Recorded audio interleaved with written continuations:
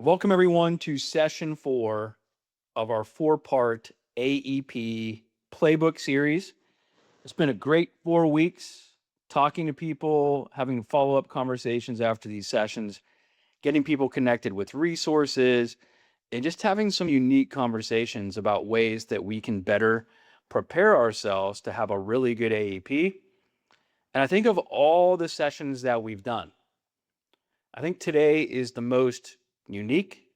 It's the newest because it's in response to the way that the market has changed and the way that the market conditions have changed for us as agents over the last 2 years and entering the third year. And sort of the antithesis of that was the Inflation Reduction Act. The Inflation Reduction Act comes out, and we immediately see dramatic changes to the prescription drug plan side of our industry. And the reason for that is in the Inflation Reduction Act, they eliminated the donut hole. They established this new Part D max out of pocket model and, quite frankly, shifted a substantial, maybe a better word is massive, amount of financial burden back onto the insurance companies. And the trickle down effect to that on the client side, less plan options. In some areas now we have half or fewer than half of the available PDPs that we previously had. We have entire carriers who have exited the PDP market, the standalone PDP market. And while we have some individuals who have benefited from this new model, this max out of pocket model, we also have a lot of individuals who are now paying considerably more than they were before when we used to have the donut hole. And so these are the conditions, and add to it factors like considerable increase pricing across the board the last 5 years, inflationary pricing across the board, which drives up medical prices even more than they already go up year over year. We've seen historical increases in the cost of medical care over the last 3 or 4 years. Historic.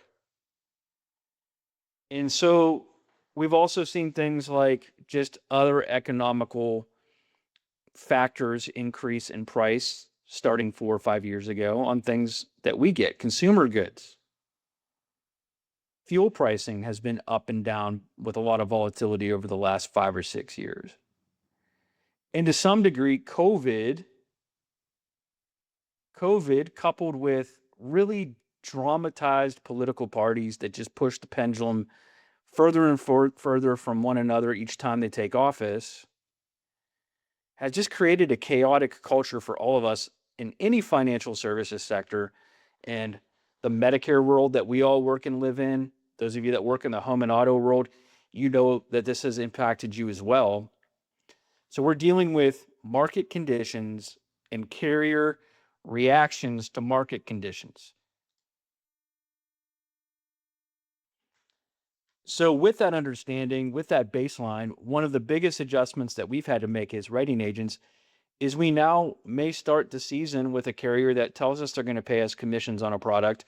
And then midway through AEP, if not even midway through AEP, they send out an oh shoot email that says, hey, by the way, guys, moving forward, we are no longer going to have commissions on these products. We're going to make these products non-commissionable.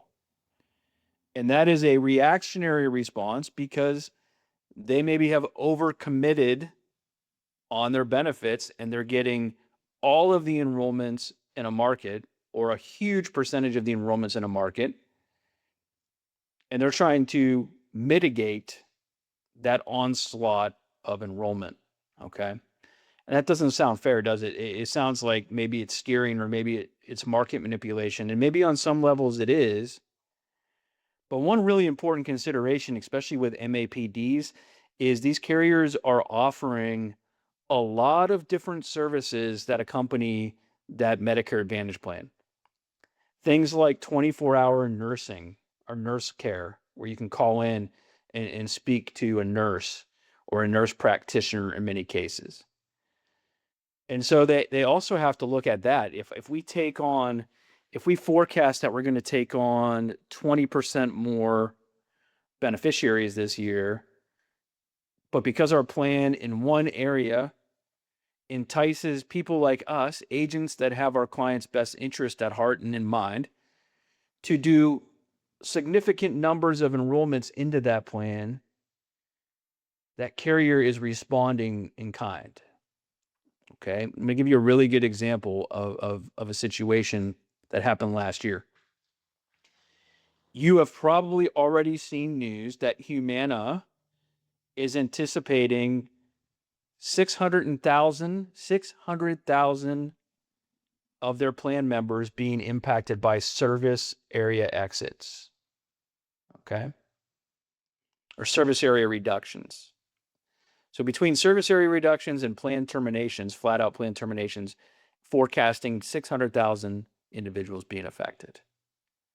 So what might have played into that? Well, maybe the fact that in many markets, Humana was one of, if not the only carrier to offer a copay, in many instances $47 per month, for many tier 3 prescription medications. Whereas the other carriers, for by and large, in most part, had a co-insurance figure, call it 20, 25, 28%, maybe more, for tier 3 medication in their plan. That one factor alone, when we're sitting down with clients that have tier 3 medications and we're looking at plans that have good core medical benefits, but also plans that cover prescriptions most favorably for our clients, that one little fact drove significant enrollment into Humana's Advantage plans that had that tier 3 copay while everyone else had co-insurance. And so I'm giving all of this context to you because it's very, very easy to just get mad at the carriers when they claw back commission. And there's certainly been some that have done it in ways that we really, really don't like. And we've kind of responded in kind in the way that we interact with those carriers. But then there's others who are doing what they perceive they have to do in order to keep their plans. I can't believe I'm going to say this, but actually to keep plans in market, to keep plans available, not just this year, but maybe in years to come. So they're navigating disruption created in large part by the economy, by overutilization of our medical system. We use way more medical care in this country than any other country in the established world. And then other factors like the Inflation Reduction Act, and we can name many. So this AEP, unlike what I've seen happen with our agent network in past AEPs, I thought we should talk a little bit about being proactive, both in our planning and our thinking, so that we're not so upset when these things happen, when these disruptions happen. And in fact, we can capitalize on this proactive thinking and planning to make sure that we still have a great service and many opportunities to continue an agency and to continue to have revenue for our agents and our agencies ourselves throughout AEP this year. So with that, let's get in, and here's the provocative question: will you be proactive or reactive? As a person who still teaches leadership for grad students, to me, this is the most essential thing that I can teach future leaders. We live in a world right now where, by and large, every single aspect of life is just driven by reaction. Social media, our mainstream media, even our elected officials, it's all reactionary. There's no real proactive leadership taking place. Now, there's some. I shouldn't generalize to that extreme, but you know what I'm talking about. It's all about reaction. It's all about emotional reaction. And the reason that's become so prevalent in our society is it sells. It's marketable. It's entertainment, unfortunately. But when we're running businesses or we're running a line of business like many of you are, or you have your own agency, you're an independent agent on your own. We can't afford to be reactive all the time. Because when you're reactive, a few really negative things happen. Number one, you make really bad decisions. Number two, you didn't think ahead, so you have no plan, so you're trying to build the plane while it's flying. And number three, when you're reacting, because of those things that I just said, you're missing out on opportunities that the negative thing is actually creating for you. So we want to move away from, are we going to have to react? Yes. But we want to anticipate as much as we can.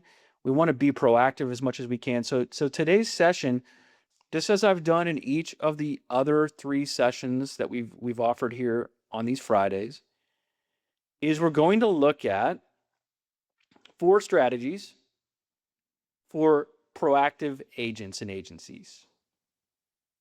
And it's going to be know your market, diversify your offerings, MedSup awareness, and then maximizing your offerings. Okay.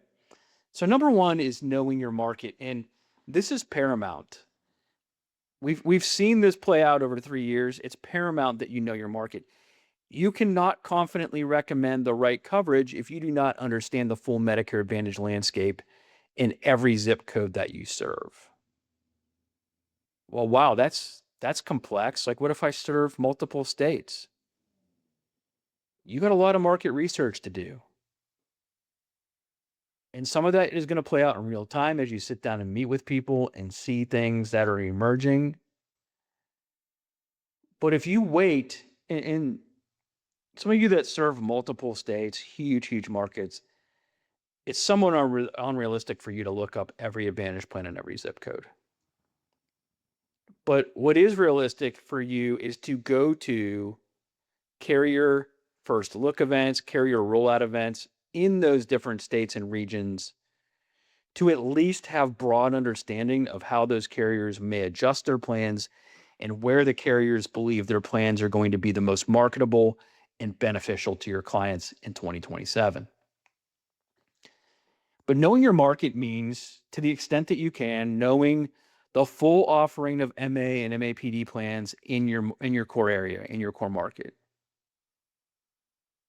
You may also want to know which carriers you represent and which carriers you do not. You can figure that out on Smart Enroll. You can also fact check Smart Enroll on Medicare.gov. You can put in any zip code you want in Smart Enroll or Medicare.gov and see which carriers have plans in that area. And the hard part right now is those of us that have a ton of AEP review meetings, you really can't shop 2027 MA and MAPD plans and PDP plans until October 1st.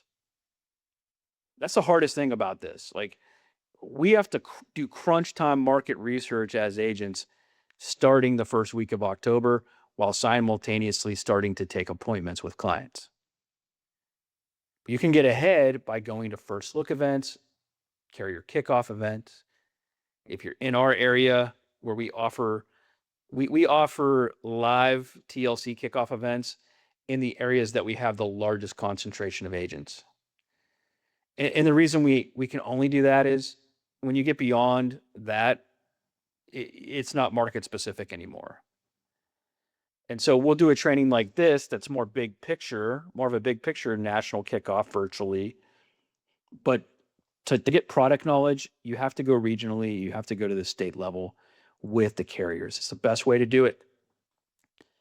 How do you know what carriers you represent?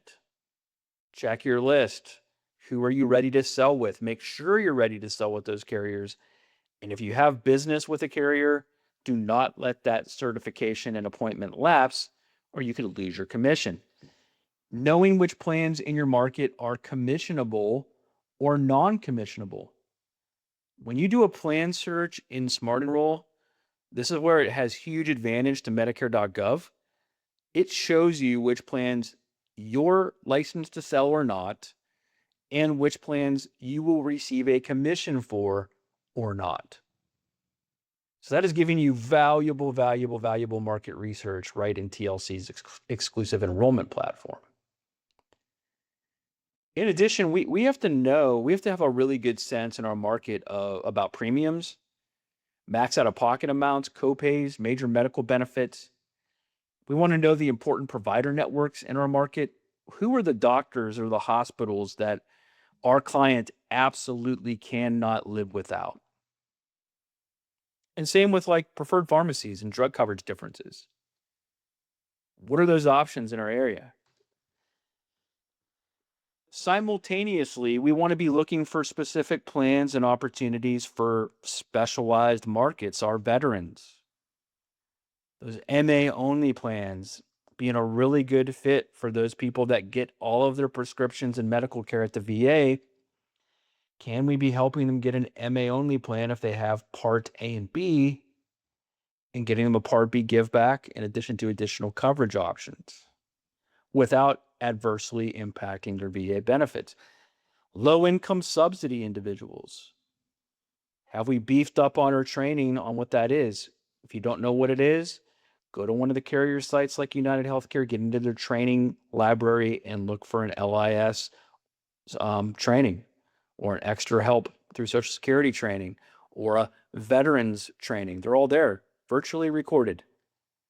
Medicaid and chronic conditions, huge opportunities in most places across the country because every state has had to adjust to new federal regulations with this whole MMP transition. Okay. It's requiring that states have the opportunity and shift towards only offering plans through which carriers manage both that individual's Medicaid and Medicare plan. And you might have to tune into your specific state to find out where they're at in that process. Are they requiring that entirely yet? Are they still transitioning? But it's all market research that helps us become more flexible and have more opportunity. By the way, anytime there's a change, even a negative one, it presents us with an opportunity. And you as agents, if you have social media, if you send out a client newsletter, if you do a radio talk show, you can talk about government change all the time. And as long as you talk about it the right way, it's always compliant. Because you're not talking about benefits. You're not talking about Medicare so specifically. You're talking about a change, what it means for people, and how you can help them. In fact, if you go on TLC Agent Hub right now, you go into our new digital marketing studio, we've created an entire marketing kit, including a short presentation on the recent changes announced by CMS that involve the rollback of the demonstration program that was back funding some of the potential fallout for Part D plans. I know what I just said was a huge mouthful of political jargon. Just go look at it. We've made it simple for you to be able to communicate that to your clients. A flyer, 4 or 5 social posts, and then a presentation that you can all put your brand on. So we want to begin researching the market before AEP, which comes through understanding market conditions, attending our trainings, attending the carrier's trainings, first looks, carrier rollout events, not necessarily when the client's sitting in front of you. And you got to build zip code specific marketing sheets. We're going to talk more about that in a few moments. And you also got to know when the best recommendation may be the plan that may not be the plan that pays you, but also know when it is the plan that pays you. So when you're comparing Advantage plans or Part D plans, make sure not to only show them non-commissionable plans. Please, in every case, show the non-commissionable plan and then make sure to show the most competitive commissionable plan and simply tell the truth. Hey, this plan is going to be $500 less for the year, but the carrier has eliminated commission, which means I'm not your agent of record. And if you need assistance with that plan, if you have questions about that plan, I might be able to help you generally, but you're going to have to reach out to the carrier much more because I'm no longer the agent for that plan. Many of your clients will pay extra to their personal preference and ability to have you as an agent. How do I know that? Because I do that with my own clients. I tell them the truth. I show them the best plan that's non-commissionable, and I show them the one that is. And many of them pick me. They're willing to pay for me. So much so, many of you have already had this happen. You do a meeting and your client asks you at the end of the meeting, can I pay you for your time? Oh, no, you can't. So just know that many of them already have that mindset. And in some cases, it's a nominal difference. It could be $100 difference for a year. And for many people, that is an acceptable loss to have you as their agent and their advocate, okay?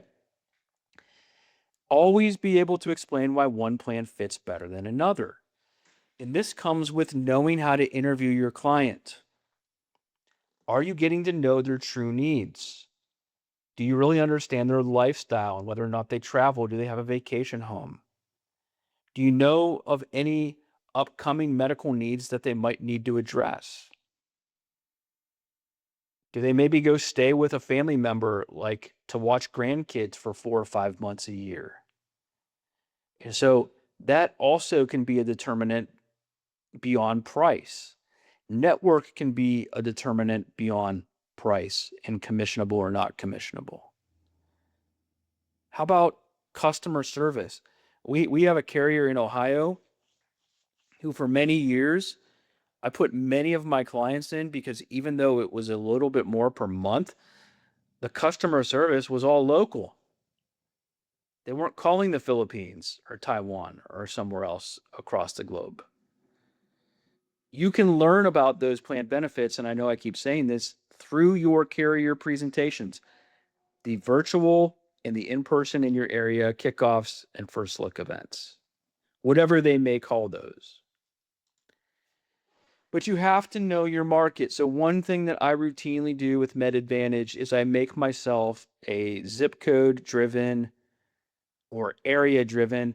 A lot of times it's not just zip code. Like you'll find as you start to look at things on Medicare.gov or Smart Enroll that most of the carriers will have either a regional plan or sometimes a state plan. But where you have to be careful is sometimes they'll carve out areas in the state that they don't like and have a completely different plan structure. But you can figure that out pretty quickly. I like to make a little comparative spreadsheet. And this allows me to, I didn't do it on this particular one, but I can highlight the winners and the losers in terms of core medical coverage. You can see down here at the bottom, I have Part D. And check this out. Here's the example. I have Humana in here, 47% for tier 3. Look at Aetna was 27%, and oops, Aetna was 22%, Anthem was 25%. Humana charged $47 for tier 3 medications. Okay. But I chart this out. You can see in column 1 about almost near the bottom that last year in many markets, Anthem got rid of the over-the-counter benefit. Not over-the-counter, the gym and fitness membership. That was a huge opportunity for us. Why? We went to every gym, fitness facility in the area instead of people come in complaining that they're losing their membership because of Anthem, have them reach out to us. We'll try to put them on a plan that might be suitable for them. I'm not going to demonstrate this right now, but the really cool thing that you can do, this used to take me days, if not weeks. In Smart Enroll, when you do a plan search, there's a little PDF icon. They're all over the place for the plans where you can download the summary of benefits. I literally drug in another webinar that I was doing the 3 PDFs of those summaries of benefits into ChatGPT, and I asked it to make me a comparative spreadsheet for benefits. And it did it. It did a great job. And you want to do that. You want to be able to see side by side by side by side the different plans in your area. And what it's going to allow you to do is narrow your focus, okay? So once we figure out someone's medications, what are the top 3 to 7, maybe 8 plans in our area? Not carriers, because every carrier has multiple plans. What are the top 3 plans, 5 plans, 7 plans that you think people are going to maybe go with? And a good rule of thumb is, yeah, you have to know about these extra benefits that are down here: dental, vision, eyewear allowance, OTC fitness. You got to know which ones have the most offering, but simultaneously, what are we most concerned with? What do we always train on? We're most concerned with core medical coverage. I mean, it's fantastic. It's fantastic if you have $300 a year for your frames, like this plan from Humana.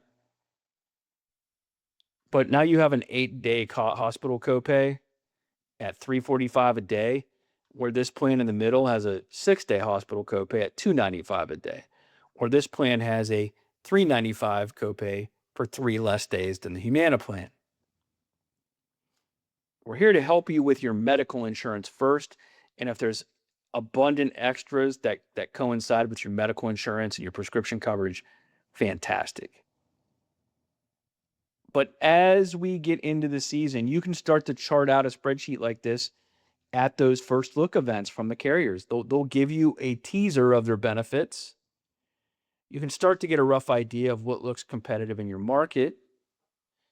You can see these percentages for medications. They really do tell the story even before you start sorting plans online. And you can start to get an idea of what's going to be competitive. So, market research for Medicare Advantage is paramount. It helps create confidence.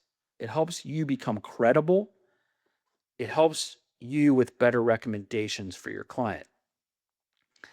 And this is so absolutely important. This is item 2, diversifying your offerings. What we don't want to fall victim to, I'm going to go back for a moment. If your spreadsheet only has one carrier across the top, and for my friends in difficult states like Maryland, for example, maybe New York, for example, maybe even Virginia to a degree, we'll see what happens in 2027.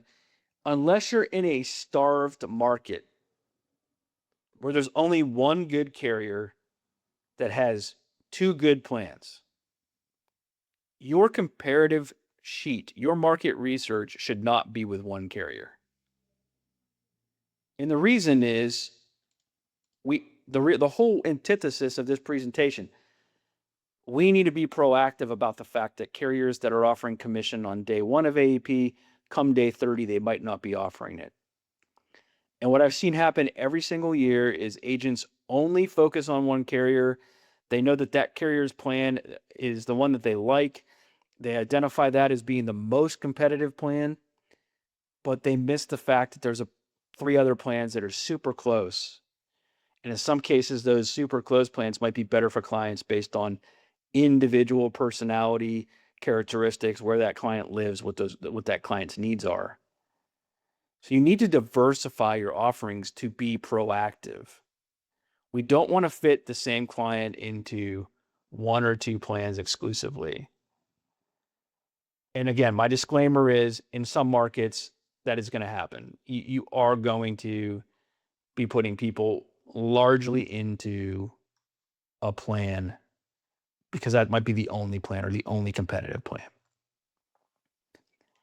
And while I'm doing this live, someone asked in the chat, like, is there a way to know the most popular plans by zip code? There are tools online that you can use to identify what those tools believe are the quote unquote best plans in an area. You can also use online tools and AI to find plans that are the most popular in an area. But the problem is, we're all going to be stepping up here October 1, and we're going to be considering plans that are completely new for 2027. So we have to go to carrier rollout events, watch the online versions if we can't go, and October 1st, start digging into our own comparative analysis.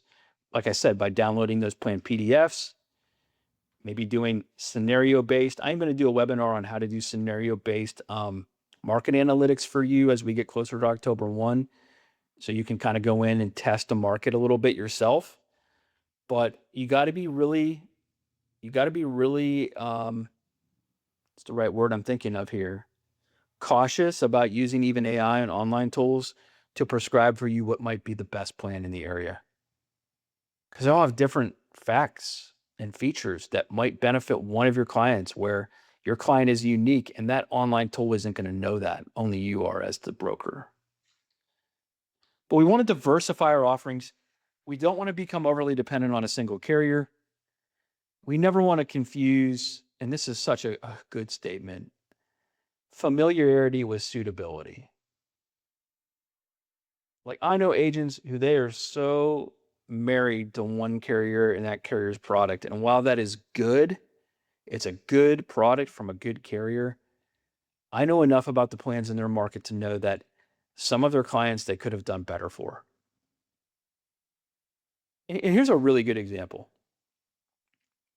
Let's say we've all put our clients on one plan. Everybody in this group today, we're the type of agents that we only write one carrier, one or two plans from that carrier. We just put everybody on those plans because we know they have solid core benefits. We know they cover tier 3 medications well. When we put the medication list in online, it almost always goes to that carrier first. But I have a client who walks in, takes no medication, is on a Medicare Advantage plan already, hasn't been to the doctor in 7 years, but just found out that she has to have a knee replacement. And I say, hey, let me just put you on this plan. All my clients go with it. Great network, fair copays. You're going to like it. Your surgery fee is one of the more competitive fees. But they miss the fact that that plan has a $50 per visit physical therapy fee. Where another local carrier has very comparable benefits, maybe a few dollars more or less for a copay throughout the schedule, but they offer physical therapy for $20 a visit. Had I not known that and made that observation myself, I'm costing my client potentially a lot of money that we could have saved them more than half per visit for maybe 20 physical therapy sessions. So that's my favorite example because I've seen that one happen over and over again, but there's a lot more examples we could get into. And so we want to avoid getting the mentality that the best plan is the same for everybody. The most competitive plan is the most competitive plan for everybody. Different clients have different doctors, medications, budgets, medical needs, and priorities. So we got to be cautious about that. Carrier strength can vary dramatically by county. So some of you across the country are going to have way more options than others. And so for some of you, you're going to lack the ability to diversify based on the market. And that's okay. There's nothing you can do. Network participation is huge. We want to make sure in every situation that we can, we're putting people into plans that cover their core medications, they cover their core medical services, but they give them variety in terms of network access so that if the major hospital network in that area ever falls off that carrier's network, they still have coverage, right? They still have coverage. They can still go to a different hospital in the area that's still almost as good. Formularies matter. We want to make sure that their expensive medications are covered well. But if you're on a statin and a blood pressure pill like lisinopril, I can really get into individual needs and really look at all the plans in the area. I already talked about hospital systems, but they matter to our clients. Client health utilization matters. We see an increasing number of people come in and ask for a give back plan where they get Part B money back. And while, okay, I understand why they want that. They're really healthy. They don't use the doctor, but they're usually trading Part B give back money for a much higher max out of pocket. And we'll get into what we do with those individuals a little bit later. we're going to recommend an indemnity product for them. Hey, you're getting Part B money back. You're going to have more expendable income, but you're taking on more medical potential risk if you have to go to the hospital. Let's take $40 of that and apply that to a hospital indemnity plan. Okay. So we look at utilization. How much have our clients historically used their plan and medical services? Do they have anything on the horizon that's going to make them utilize it more or equally as previous years? And I already said this, but by all means, let's not let supplemental benefits drive the recommendation for our clients. It will drive their desire. If that's all they care about, and you have to put them in a plan that has over-the-counter money but bad benefits, make sure to point that out to them explicitly and disclose to them what the risks are, and then you're ultimately going to give them what they want.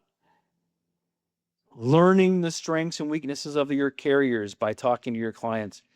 When they come in, ask, hey, how was your experience with that insurance carrier this year? And take notes. It's going to help you be a better agent. Make sure to know when carriers legitimately provide better solutions. So that comes from that learning, that agent learning, market research. This approach to market research, knowing carriers, knowing your client's experience with carriers, it helps you be opportunistic. So it will help you protect your book when plans change or exit markets. As we already said, 600,000 Humana clients right now, people that have Humana for their coverage, will be looking for different plans in 2027. So this AEP. Do we know enough about the competitive products in our area to make that pitch to those individuals? Social media posts. Hey, have you heard that you're losing your plan in 2027? Want to talk about that? I'm here.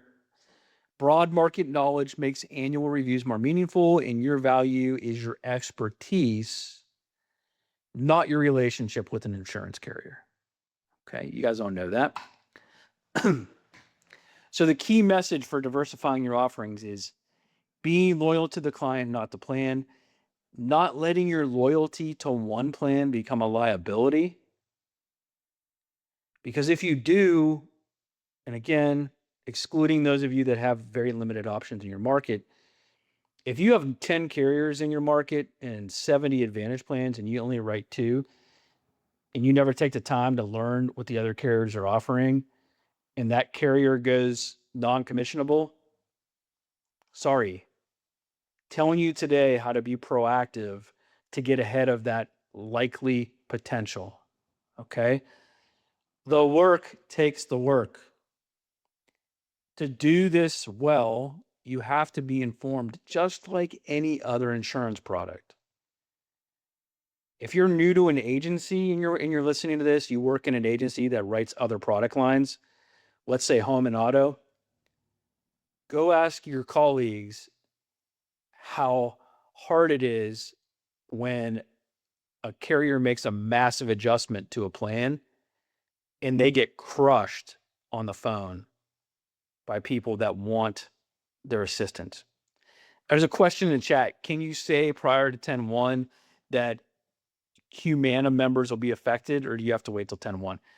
I would never say a carrier specific. But you can be general. You can say things like, as we prepare for the annual enrollment period, you might be reading news that says that your plan might leave or exit. If that's the case and you have questions about it, you can reach out to me. And if you're going to write your own content, which I encourage you to do, write your content, send it to our compliance team, compliance@tlcinsurancegroup.com. Let our compliance expert give you that review and make sure that what you're going to share is 100% compliant. For the second year in a row, as of last night, we found this out last night, TLC was awarded 2 years in a row now from United Healthcare at the national level, the award for being the most compliant national marketing association and organization in the country. So send that original copy, whatever you create when you're talking about these things, send it in to us. Let our team review that for you, and we'll make sure that you stay compliant. Great question. You can always talk about changes. Just don't get into specifics about plans or details, but you want to create the need for you, right? You can say you're reading the news, you're seeing that plans might be exiting, there might be service area reductions. That's where we're here. We're here to help you. Don't be nervous. Don't panic. Come talk to us.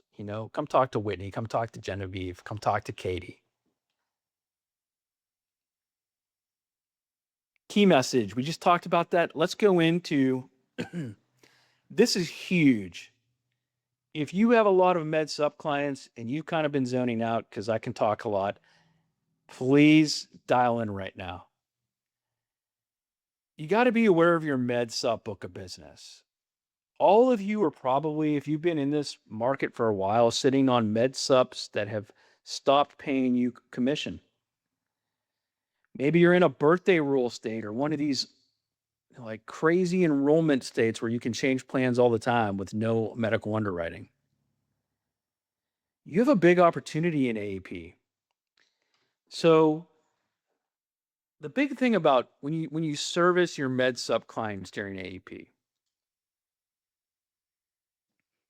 it can be really, really frustrating because you might have a client who's been on a med sup for 6 or 7 years. You're not getting commission anymore. Or maybe you're getting a tiny trail of a few dollars a month. Or maybe it was a birthday rule change. You're not getting commission on that. So now are you going to give up an hour of your time during AEP to do a no pay PDP review? I would. Maybe not an hour. I might try to keep it a half an hour. We know we're not going to get commissioned on the PDP review.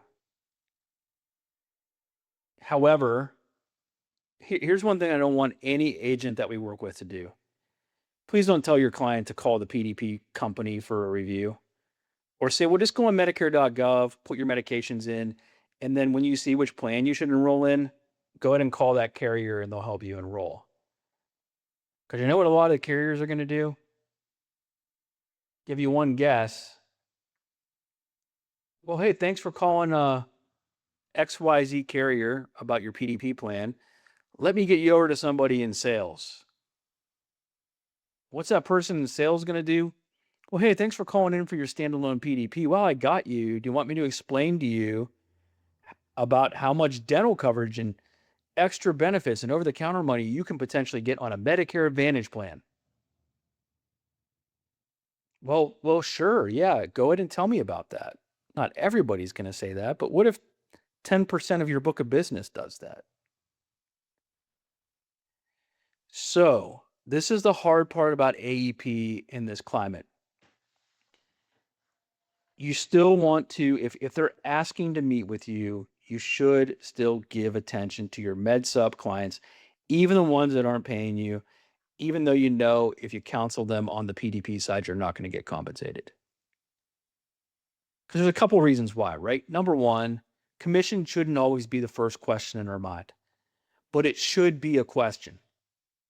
We should look at our book of business and we should evaluate AEP after the fact and say, how many people did I just meet with for free? Like completely free. No med sup commission anymore in a PDP. We want to know that because we might meet with those people different in the future. We might strategize together how we address those people. But we got to make sure their current coverage is appropriate. And for crying out loud, we have to keep in mind, I feel like this is missed so much by agents. If I have a healthy client who is 70 or 73 or 75, I don't need a birthday rule. I can put them through fully underwritten, and I should. Many carriers will pay me for fully underwritten business for people that are not 65. Many carriers will not pay me, or they will pay me next to nothing if I use the birthday rule. If they're healthy and you think they can get through underwriting, put them through as fully underwritten. And by the way, as a reminder, you don't have to wait for AEP to do that. You can do that any month of the calendar year. What if my client wants to lower her rate, but she wants to keep a med sup plan? What do I say? Well, you've already been on Medicare for 6 months. You're now going to have to go through underwriting. No, we have a conversation about her health. We might go through some of the pre-screening questions. I might actually pull up the MedSup application from the carrier, talk through some of those knockout questions. And if my client can get a better rate, I'm going to rewrite that plan fully underwritten. Okay? So don't forget that. And if you're in a birthday rule state, try to do fully underwritten where you can, especially if your client's going to qualify. So we need to know their current premium, their rate history. Friends, know this. The past 16 months, just like a lot of home and auto products, the MedSup premiums have skyrocketed almost across the board, almost unilaterally. Some carriers took 20+% increases on premiums this year. So your MedSup clients might be more primed for this conversation about maybe a guaranteed issue, rewrite, or something we're going to talk about in a moment. Ideally here, we're going to compare carefully before recommending any changes. We never want to make someone move a MedSup who should not. So we don't want to move them to a different product just to get a commission. That doesn't help us relationally. And we all know the number one way we get new business is referrals from our existing clients. So here's what we can do. We can review prescription cost and pharmacy choice. We can advise on the PDP application. We don't want to write PDP applications on carrier websites necessarily when we're not the agent anymore. And if you're going to help with PDP plans, make sure to check with your E&O insurance to make sure that you are covered for helping people with non-commissionable applications. Okay? Make sure of that. But you can now enter your NPN as an agent as you help somebody complete their application on Medicare.gov. Do I love letting the government know that I'm helping somebody for no commission? Not really. But do I love the fact that the government can see that I'm still helping that client, even though they are creating a market that isn't providing for compensation for my services? Yeah, I kind of do like that. But we can help them with their prescription review, make sure they know you don't hold agency, and you're not going to be the one that can help them navigate that plan all year. Look for discounts, maybe moving them to a carrier or a plan with that same carrier on their MedSup might offer them a household discount that they didn't know. Like, what if a husband and wife are both on MedSups, different carriers, different plans? They're both termed out on commission. You can do fully underwritten applications for them on a new plan that they're both going to go on the same plan and get a household discount of 7 to 10 to 12%. Or gym membership. Maybe they're on a MedSup that doesn't include a gym membership. They're really healthy. You can do a fully underwritten application for a different plan. Okay. That's going to be rare. Your MedSup people don't really like to change plans. We all know that, but I'm just trying to give you ways and things that we have done that actually work. Not 100% of the time, but what if it's 15%? It helps counter some of the loss when the carriers pull back commission. Become the agent who helps even when there isn't an immediate commission. Always treat these relationships as a long-term asset. Because what it does for you is it creates the most incredible referral opportunity for spouse, family, and friend. And as I'm saying this in the chat, 2 questions. Does a rewrite need to be with a different carrier for MedSup clients for a commission? It just depends. I hate to say this because it's not a very comfortable answer for me to give as somebody that works with a national entity. Being able to answer questions about MedSup's commissions is one of the hardest things that we have. There's no national directory. They don't make it really accessible like MAPD commissions are. And the commissions live in the agent contract and agent contract amendments. So when it comes to MedSup commissions, it's the one area that I'm gonna promise you it's easier to go to your carrier. It's so hard for us to find that. The same is true like of broker managers. There's no great way for us to find like consistent data to be able to give you who your broker contact and manager is in your area for a specific carrier. Some make it easier than others, but those are the two most frustrating things that I experience at the national level trying to help all of you. Another question, not seeing the place to put the NPN yet on Medicare.gov. They added that like 3 months ago. So you may have not seen that yet, but it is in there. Okay.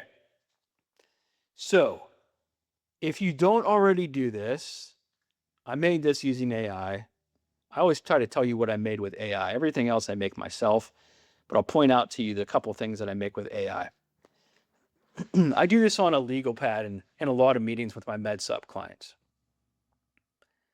I chart out for them how much they're spending, look over on the Advantage. So let's say this person's on a MedSup.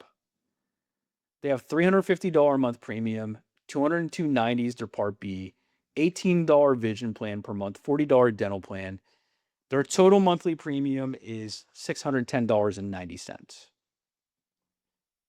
So as part of our plan comparison, I show them Advantage plan options. I explain to them, if you go with that Advantage plan we talked about, you're still going to pay your $202.90 monthly Part B premium.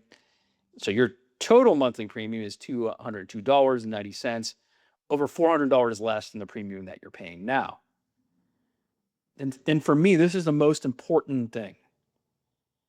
I explain their best case scenario before I explain their worst case scenario.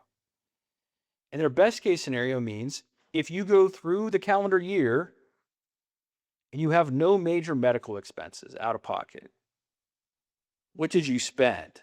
Well, on this current MedSup situation that I mocked up, they spent $7,330.80 on premium.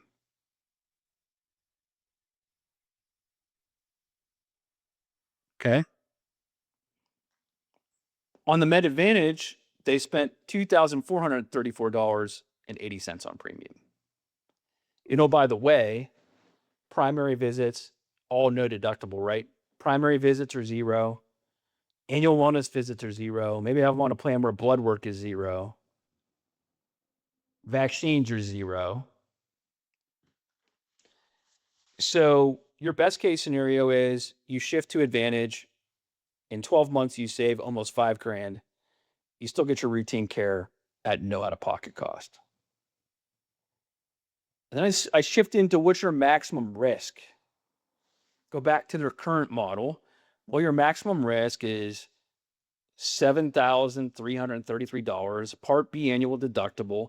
And so your maximum risk, if you have the most catastrophic health year of your life, is $7,570. And that's the crazy thing about MedSup coverage. Your total risk is always within a stone's throw of your best case scenario. Because all we're looking at is the Part B deductible, which I think I have wrong on here. I think AI did me wrong on the Part B deductible. Over here, what's my worst case scenario on a Med Advantage plan? Your worst case scenario is your total annual premium plus your plan's max out-of-pocket amount, $6,934.80. Now, I have so many clients who this is the situation for, and they still don't want to move because they're married to their Medicare Supplement plan, and that's fine. But I always show this to them, and many of them do move. And always remember, if they started their Medicare journey on a Medicare Supplement plan from day one, if you don't know about the trial right, look it up on Medicare.gov today. They can try a Medicare Advantage plan for 12 months, up to 12 months. And if they don't like it, they can go back to the Medicare Supplement plan with no medical underwriting. If you're really healthy and you're a retiree, the other thing I like to say when we do this is, so you've been on that MedSup for 10 years, you've never had a surgery or hospitalization. Boy, over here in Med Advantage land, you would have won out substantially on your finances. So that's another opportunity for our MedSups is, are there people whose premium is now so high that their total max risk outweighs their total max risk on multiple Advantage plans available in their market. I'm not trying to coerce them into going to a Med Advantage plan to give me commission. I believe I have a fiduciary responsibility to my clients. I'm trying to teach them about their plan choice and how it affects their finances. And I never push them one way or the other. I'm just teaching. In the interest of time, we're going to move along. The other thing that we want to make sure to advise our MedSup clients about is, this is critical. In many markets, the same medications can have higher cost on a standalone drug plan than an MAPD plan. And the reason is MA plans might use available rebate dollars and some of the money that they get to fund their entire plan from the government to enhance the benefits of their Part D model, where a standalone plan, that carrier's only getting the funding from the government for prescription drug coverage. And so that's really important. You guys already know this as you do comparisons. Sometimes you see that there's cost savings on an MAPD over the same medications on any available Part D plan in your market.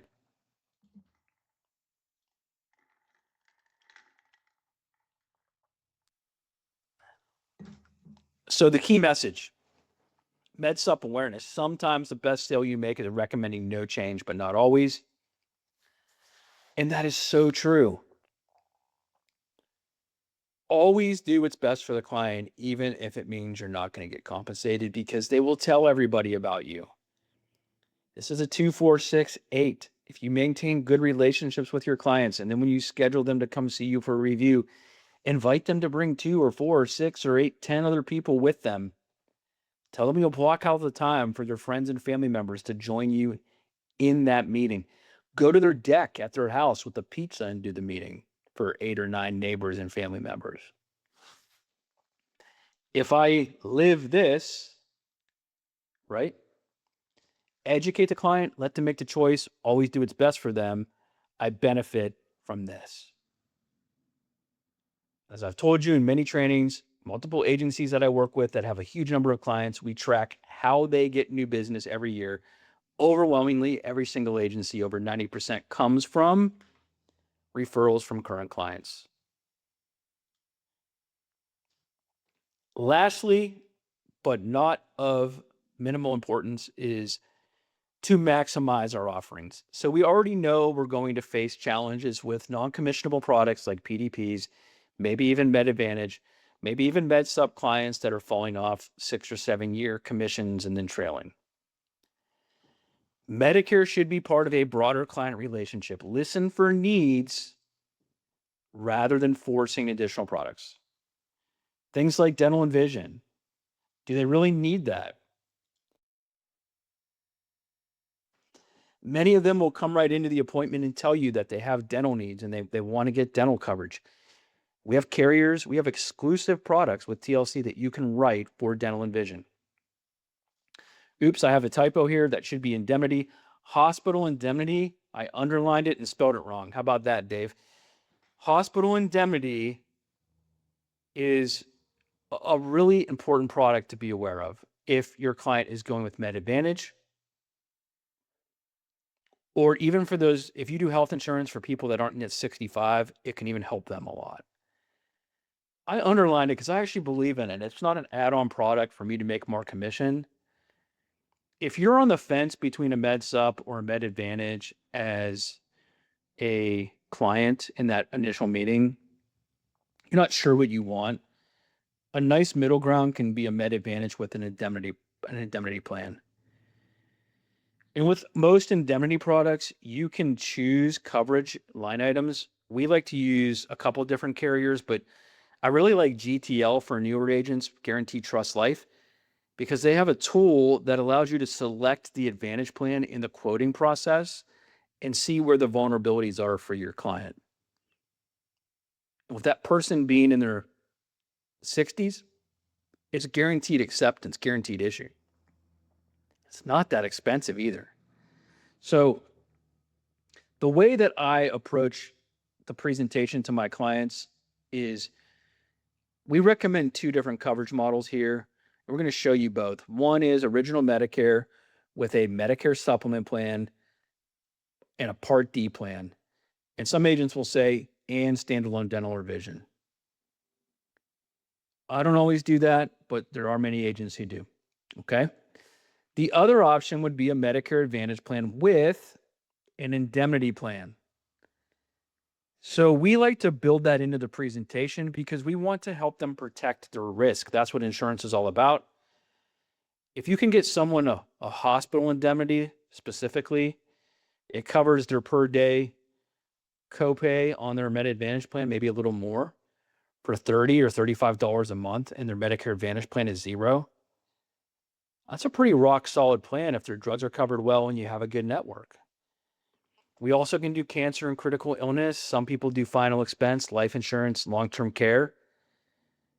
You can have refer out opportunities.